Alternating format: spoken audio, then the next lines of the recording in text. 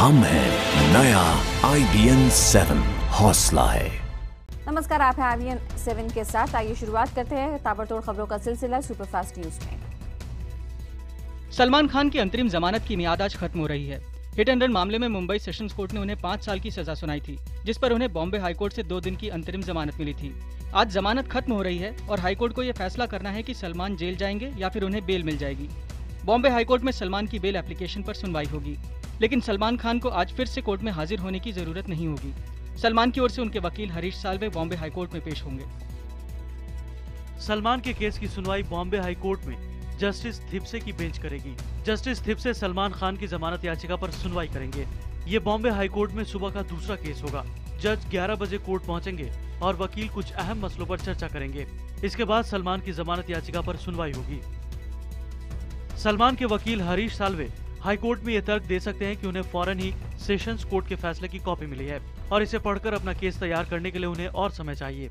जानकार मानते हैं कि कोर्ट इस दलील को स्वीकार कर सकता है।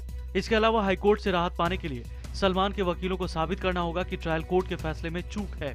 इसके अलावा सलमान के कैरेक्टर के बारे में बताना होगा कि जमानत मिलने पर सलमान कहीं नहीं जाने वाले। वो अदालत का सम्मान करते हैं और हर आदेश का पालन किया है। जानकार कहते हैं कि सलमान की जमानत याचिका खारिज किए जाने के आसार कम ही लग रहे हैं। हालांकि अगर याचिका खारिज हुई तो सलमान को सेशंस कोर्ट पहुंचकर सरेंडर करना होगा। अगर आज सलमान को सेशंस कोर्ट के फैसले की कॉपी मिल गई तो हाईकोर्ट सलमान की अपील स्वीकार करते हुए जमानत बढ़ा सकता है। इसके बाद आगे की तारीख तय की जाएगी, यानी सलमान को राहत मिल जाएगी। लेकिन अगर हाईकोर्ट सलमान की अपील खारिज कर देता है तो उन्हें उसी वक्त जेल जाना होगा। और अगर आज सलमान को फैसले की कॉपी नहीं मिली तो हाईकोर्ट सेशंस कोर्ट के फैसले की कॉपी मिलने तक सलमान की जमानत बढ़ा सकता है या फिर अगले आदेश तक जमानत देने का फैसला सुरक्षित रख सकता है। ये भी हो सकता है कि सलमान को 7 जून के बाद की तारीख मिले, क्योंकि हाईकोर्ट में 10 मई से 7 जून तक गर्मी की छुट्टियां रहेंगी। जानकारों के मुताबिक अगर बॉम्बे हाईकोर्ट से सलमान को बेल नहीं मिलती है तो सलमान के वकीलों की फौज दिल्ली में भी तैयार बैठी है। ये वकील बेल एप्लीकेशन तैयार करके बैठे हैं। हाईकोर्ट में अर्जी खारिज होते ही वो सुप्रीम कोर्ट में एप्लीकेशन देंगे। बुधवार को मुंबई में भी सलमान के वकीलों ने ऐसा ही किया था। हरीश साल्वे की अगुवाई में वकीलों की फौज ने सेशंस कोर्ट का फैसला आते ही हाईकोर्ट में बेल एप्लीकेशन लगा दी थी। हिट एंड रन केस में सलमान को सजा सुनाते हुए सेशंस कोर्ट ने सलमान पर कई गंभीर सवाल खड़े किए हैं। जज देश पांडे के 240 पन्नों के फैसले से अहम बातें निकल कर आती हैं। उनके मुताबिक सलमान अगर दोषी नहीं थे तो उन्हें फौरन सामने आकर पुलिस को बुलाना चाहिए था। सलमान को पता था कि शराब पीकर बिना लाइसेंस के गाड़ी नहीं चलाते। सलमान ने पीड़ितों की मदद के लिए कोई कदम नहीं उठाया। कोर्ट ने सलमान के बॉडीगार्ड रहे रविंद्र पाटिल के बयान को तरजीह दी कि सलमान शराब के नशे में गाड़ी चला रहे थे। सलमान को सजा होने और 2 दिनों की जमानत मिलने के 1 दिन बाद बॉलीवुड के मिस्टर परफेक्शनिस्ट आमिर खान उनसे मिलने पहुंचे। आमिर खान करीब 2 घंटे सलमान के घर पर रहे। मुलाकात के बाद आमिर जब वापस जा रहे थे तो सलमान खान खुद उन्हें छोड़ने बाहर तक आए। सलमान ने गले लगकर आमिर को बाय कहा। इसके बाद दोनों ने एक दूसरे को हाथ हिलाकर अभिवादन किया और फिर आमिर खान सलमान के घर से रवाना हो गए। सलमान खान के शुभचिंतकों में केवल उनके समकालीन अभिनेता या अभिनेत्री ही शामिल नहीं है, बल्कि अभिनेत्री वहीदा रहमान भी सलमान से मिलने उनके घर पहुंची। वहीदा रहमान के गैलेक्सी अपार्टमेंट पहुंचने की खबर सुनकर सलमान खान खुद उनसे मिलने घर से बाहर आए। बिल्डिंग के नीचे ही खड़े रहकर वहीदा ने सलमान खान से देर तक बात की। बता दें कि शुक्रवार को सलमान की जमानत पर बॉम्बे हाईकोर्ट में सुनवाई होने वाली है। ऐसे में उनसे मिलने वाले लगातार गैलेक्सी अपार्टमेंट पहुंच रहे हैं। हिट एंड रन केस में फैसला आने के बाद से ही सलमान खान से मिलने फिल्मी सितारों से लेकर राजनीतिज्ञों तक का आना जाना जारी है। इसी कड़ी में गुरुवार को महाराष्ट्र नवनिर्माण सेना के अध्यक्ष राज ठाकरे भी सलमान से मिलने उनके घर पहुंचे। इससे पहले बिपाशा बसु, सोनाक्षी सिन्हा, सोनू सूद, सुनील शेट्टी जैसे सितारे सलमान खान से मिलने उनके घर पहुंचे थे। बुधवार को जमानत मिलने के बाद भी सलमान के घर पहुंचने पर देर रात तक सितारों का उनके घर पहुंचना जारी रहा। यही नहीं, बुधवार दोपहर में भी सजा के ऐलान के बाद कभी सलमान की खास दोस्त रही संगीता बिजलानी, प्रीति जिंटा, प्रेम चोपड़ा समेत कई लोग सलमान के घर पहुंचे थे। हिट एंड रन केस में सेशंस कोर्ट से 5 साल की सजा पाए सलमान खान की मुश्किलें कम होती नहीं दिखती। हालांकि बुधवार को सजा सुनाए जाने के कुछ घंटे के भीतर ही बॉम्बे हाईकोर्ट ने सलमान को 2 दिनों की फौरी राहत देते हुए जमानत दे दी थी। लेकिन अब हाईकोर्ट की इसी जमानत के खिलाफ सुप्रीम कोर्ट में याचिका दाखिल की गई है। याचिका में कहा गया है कि सलमान के मामले को तय करने में हाईकोर्ट ने कुछ ज्यादा ही जल्दी दिखाई। आज मोदी सरकार भूमि अधिग्रहण विधेयक को पारित कराने के मकसद से लोकसभा में पेश करेगी। हालांकि राज्यसभा में उसके पास बहुमत नहीं है।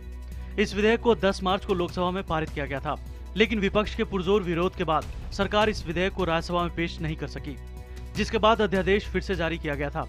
कांग्रेस और दूसरे विपक्षी दल इसे किसान विरोधी बताते हुए सरकार को लगातार घेर रहे हैं। ऐसी भी चर्चा है कि सरकार इस विधेयक को संसद की संयुक्त समिति के पास भेजने का सुझाव दे सकती है ताकि इस पर सहमति बनाई जा सके। लोकसभा के बजट सत्र को 3 दिन के लिए और बढ़ा दिया गया है। माना जा रहा है कि भूमि अधिग्रहण विधेयक को पारित कराने की योजना के मद्देनजर सरकार ने ऐसा किया है। पूर्व निर्धारित कार्यक्रम के मुताबिक ये सत्र आज खत्म होना था, जो अब 13 मई तक चलेगा। फर्जी डिग्री विवाद में फंसे दिल्ली के मंत्री जितेंद्र सिंह तोमर आज दिल्ली बार काउंसिल के सामने अपना जवाब दाखिल करेंगे। तोमर को बताना है कि जो डिग्री उनके पास है वो किस आधार पर हासिल की गई है और वो फर्जी है कि नहीं। यही नहीं, बार काउंसिल ने ये भी जानकारी निकाली थी कि तोमर की ग्रेजुएशन की डिग्री भी फर्जी है। तोमर के जवाब के बाद बार काउंसिल इस बाबत अंतिम फैसला लेगा और हाईकोर्ट को बताएगा। हाईकोर्ट में ये याचिका दाखिल की गई थी कि तोमर की कानून की डिग्री फर्जी है।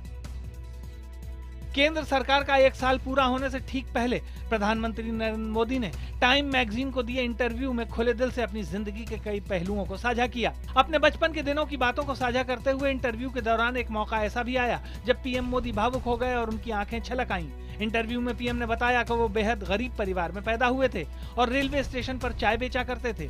पीएम ने बताया कि उनकी मां दूसरों के घरों के बर्तन साफ करती थी। मोदी ने कहा कि गरीबी के दिनों को देखने के बाद ही उन्होंने समाज के लिए अपनी पूरी जिंदगी लगा देने का फैसला किया।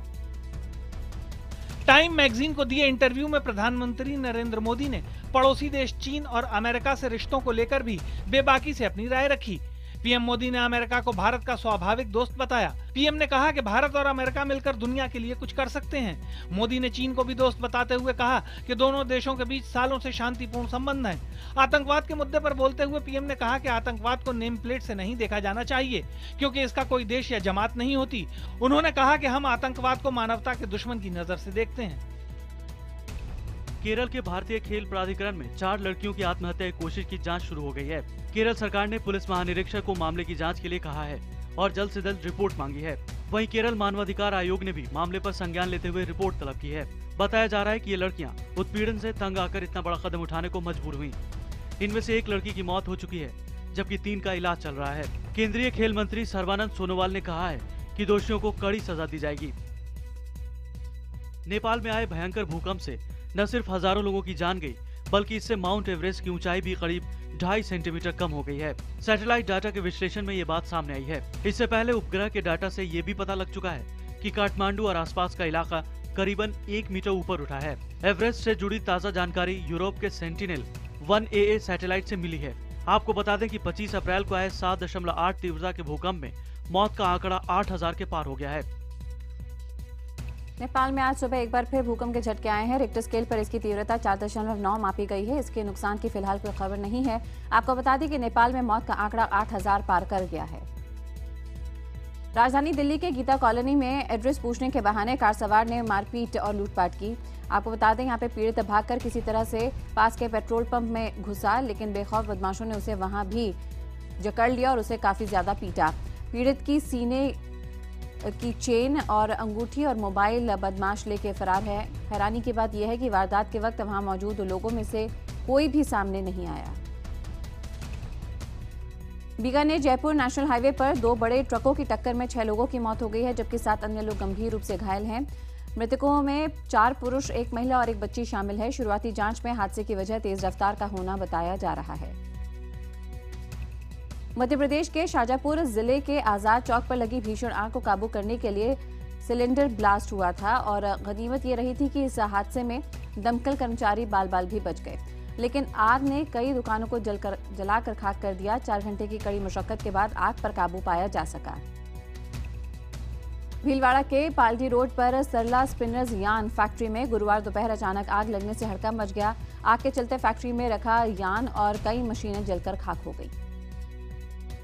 मध्य प्रदेश के मंडला जिले में एक नाबालिग को अगवा कर 6 युवकों ने गैंगरेप किया। पुलिस ने मामले में तेजी दिखाते हुए सभी आरोपियों को गिरफ्तार कर वारदात में इस्तेमाल वाहन को भी बरामद किया।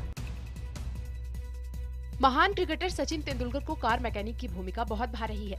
हाल ही में सचिन BMW के कारखाने में नट बोल्ट से उलझते हुए देखे गए। दरअसल चेन्नई के करीब बने BMW के कारखाने में तैयार होने वाली कारों में अब 50% भारत में बने कल पुर्जे इस्तेमाल किए जाने का ऐलान किया गया है। कंपनी के ब्रांड एम्बेसडर की हैसियत से सचिन तेंदुलकर कारखाने में पहुंचे और BMW 5 सीरीज की कार को असेंबल किए जाने के दौरान नट बोल्ट कसने में हाथ आजमाते हुए एक नए अनुभव से दो चार हुए। दुनिया की प्रमुख टू व्हीलर मैन्युफैक्चरर्स में से एक जापान की कंपनी यामाहा ने भारतीय बाजार में अपनी नई स्कूटर लॉन्च की। फसीनो नाम की इस स्कूटर की पहली झलक मुंबई में दिखाई गई। इसे यामाहा के मैनेजिंग डायरेक्टर और यामाहा मोटर इंडिया के रॉय कुरियन ने लॉन्च किया। 113 सीसी इंजन वाले इस स्कूटर पर कंपनी ने दावा किया कि यह स्कूटर 66 किलोमीटर प्रति लीटर की माइलेज देगी। कंपनी ने इसकी कीमत भी भारतीय बाजार को देखते हुए बेहद आकर्षित रखा है।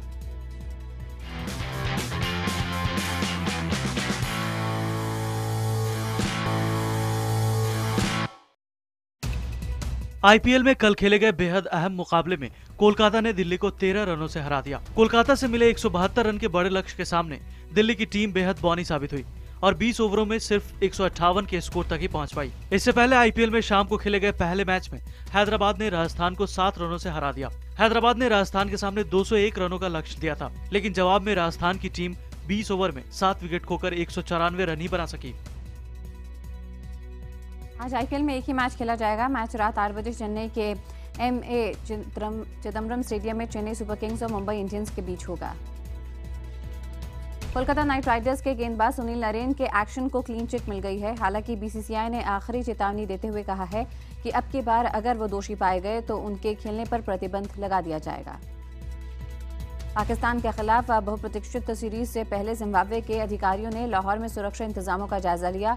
6 साल पहले आतंकी हमले के बाद पाकिस्तान की जमीन पर क्रिकेट खेलने वाली जिम्बाब्वे पहली टीम होगी।